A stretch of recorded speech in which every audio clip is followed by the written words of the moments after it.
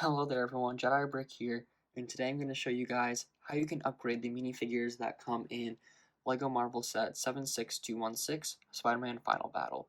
So I just reviewed this set yesterday on my channel, and if you haven't yet, please go check it out. It was such a fun video to make, and it's such an amazing set, I highly recommend it. But I wanted to show you guys how you can make the minifigures even better.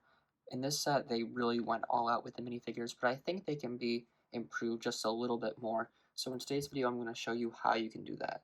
So starting out here first, we have the Amazing Spider-Man. This is Andrew Garfield's version of Spider-Man. And what I did here is I upgraded the legs and the arms and the head. So the only part you would need from the actual set is that torso. And what I did is I used the legs and the arms from the Spider-Man Homecoming version of Spider-Man. And that came in a couple sets. You get the really nice arm printing. I think that just adds a lot more depth and texture to this minifigure.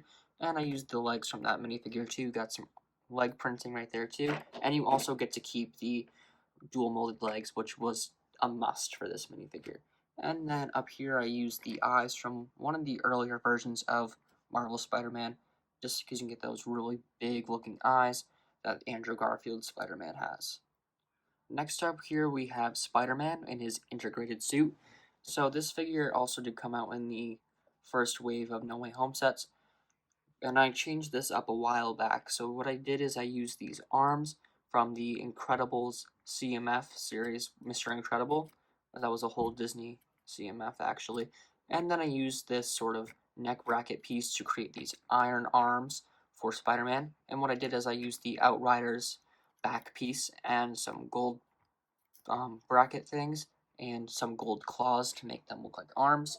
And that was the only thing I did. The legs and everything came with the set in those really nice dual molded colors. And let's take a look at the next figure. Up next here are the unmasked versions of Andrew and Toby.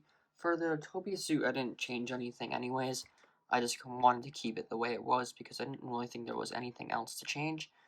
But for the head, I used two different pieces. I didn't really like the way that he came in the set with this weirder looking head and hairpiece. So for the head, that is from the Zombie Hunter Spider-Man from the Marvel CMF that came out 2 years ago, I believe.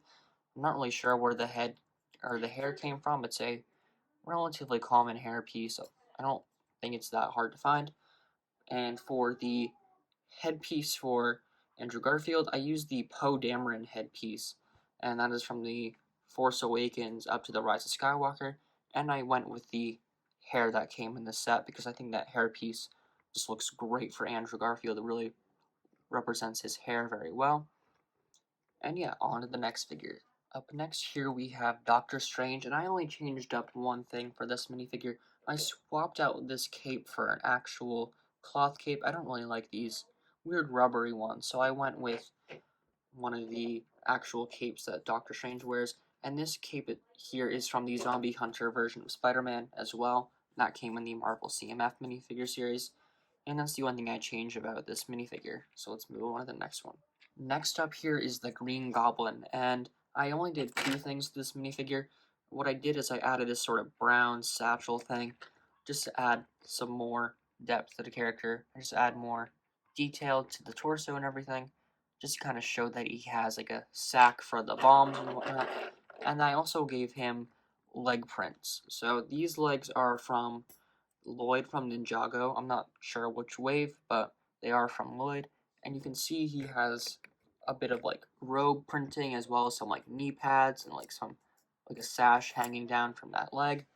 And it just makes the minifigure have some more detail, like he did just kind of piece together the costume, and it was a little battle damaged. So let's move on to Doc Ock.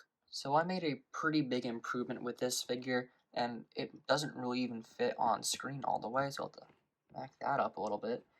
And so the first thing I did is I changed the hairpiece because I wasn't a fan of the short brown hairpiece that they gave us. So I went with the young Harry Potter, the newer hairpiece that they gave him, and I think it looks pretty good. It kind of represents that sort of bowl cut that he has in the movie.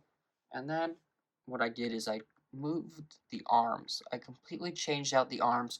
So I used this sort of the Outrider bracket piece that I've used for a lot of these. And I use some of these Mixel ball joints here, and you get a lot more articulation. You get one like on all of them, and you can just really move it a lot more freely now.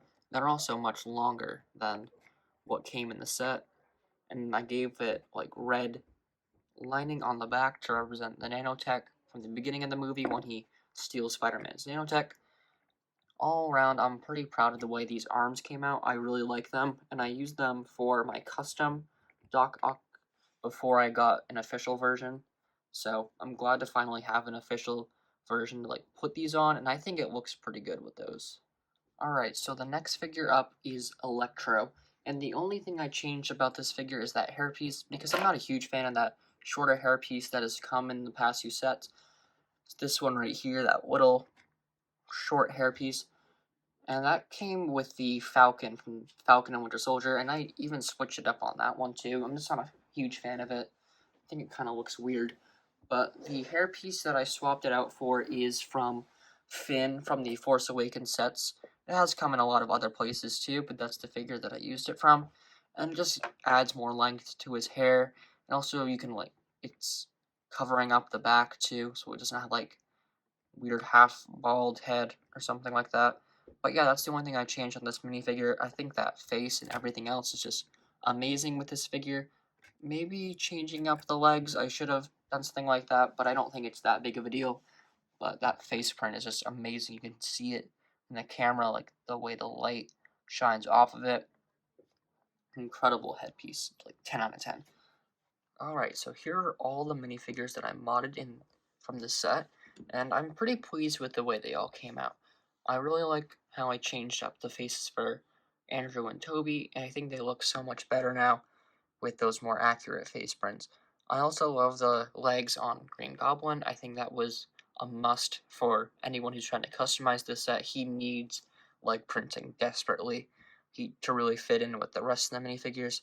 Also, the headpiece on, or the hairpiece, sorry, on Electro definitely improved the figure for me. I think he looks much better now.